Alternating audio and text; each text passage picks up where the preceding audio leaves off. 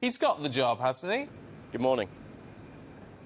Not until nominations close and we know the result. Clearly, he's got a very strong support from the parliamentary party. But, especially given events of recent times, I think anyone who takes anything for granted these days needs to just look at the last few weeks. So I think we'll all just wait, not take things for granted, keep talking to our colleagues and get to 2 o'clock safely. Come 2 o'clock, we know what you're hoping will be the results. Obviously, you're supporting Rishi Sunak. He didn't manage to persuade the party membership 6 weeks ago. What's he learnt in that time? Because he's going to need support, not just of the party, the membership, but the public too. Well, I think it's what we've all learned. We've all learned that you can't buck the markets, that you have to have policies that maintain confidence in our public finances, and that the number one enemy is inflation, and that there are no shortcuts to getting the economic circumstances right.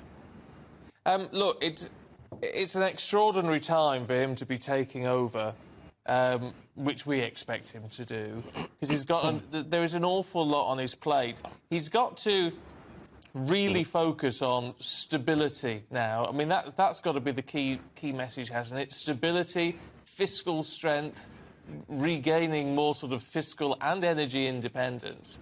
Can he get all of this turned around before a general election, even if he was to hold off till the very last minute? Well, the thing is, I think you're exactly right. These are the things that Rishi's been talking about for a long time. And we've got a problem with inflation.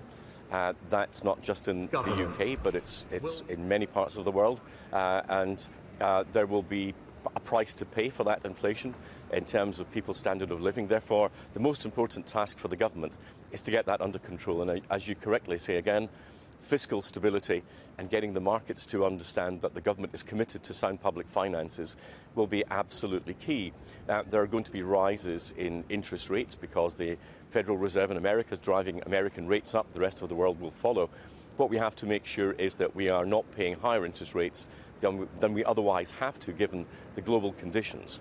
And that means that we maximise confidence of those who are lending the UK money. Remember, we're a country that is still borrowing money. We still spend more money than we raise.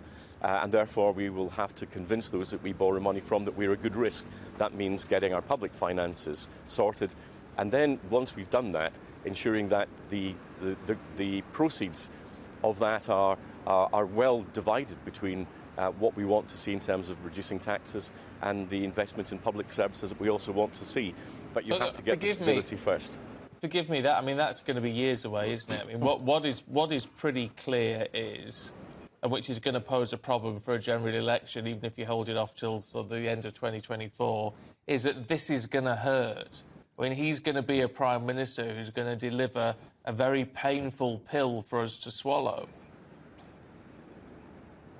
Well, what we need to be is realistic with the British people, be honest with them, and to have the best judgment possible. Rishi's already shown through the furlough that he's got good economic judgment. I think many of the things that he said might happen have come to pass in recent times. And I think it's about giving people the confidence that the government's got the right formula for the longer term. People aren't totally short-termist. They want to see that the government is taking them down the right path. And I think we'll be judged on whether we've got the right policies to put our country on a sound footing. People know that there's a global problem post-pandemic and post the Ukrainian shock. And we will want to give confidence that we can deal with those issues and that we know what the correct path for the United Kingdom is going to be in the medium term. We know what the public currently think of the party. The polling is absolutely catastrophic right now for the Conservatives. How can Rishi Sunak not just sort out public finances, but restore public confidence in him and the party?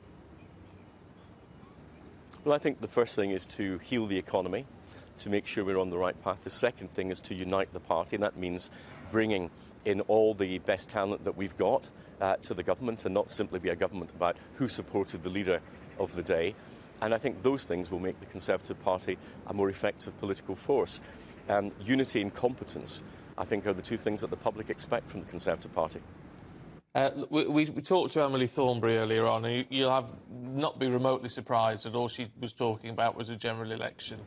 Right? It's an expected script from the Labour Party and the Lib Dems and the SNP. However, there is a sense that the British people, when polled, are the majority would want to see a general election. Now, they're feeling left out of this. They're feeling disconnected. They're feeling that no one's got a real mandate. Well, first of all, this Parliament has more than 2 years to run. The government has a big majority in the House of Commons, and we were elected on a manifesto in 2019 which we have to deliver upon.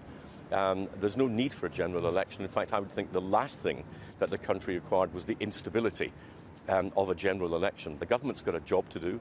We have a mandate because we were elected on a manifesto in 2019 that we still have to deliver upon. We've started, but we're a long way to go. And the government will be judged by the electorate when it's time for an election in a couple of years' time.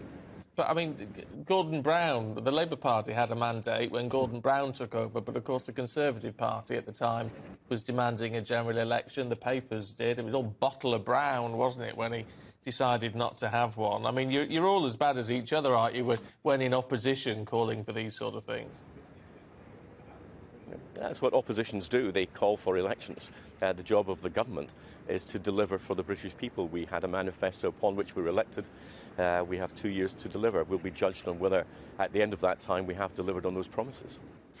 I just very quickly want to know what you'd say to someone like John, whose message this morning said, "I've resigned my membership of the Conservative Party. I've been appalled by the way the party have behaved.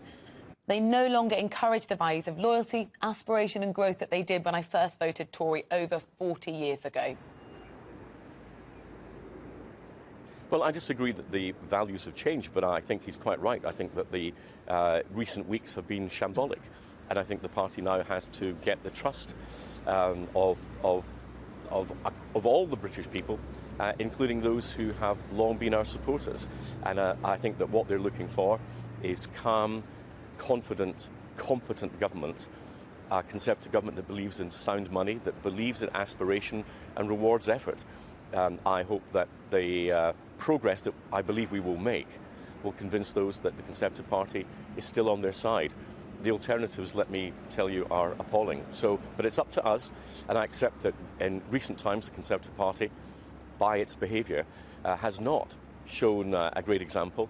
I hope that once this leadership campaign is over, and if Rishi Sunak does become Prime Minister, I believe he has all the qualities to give us that confident and competent government.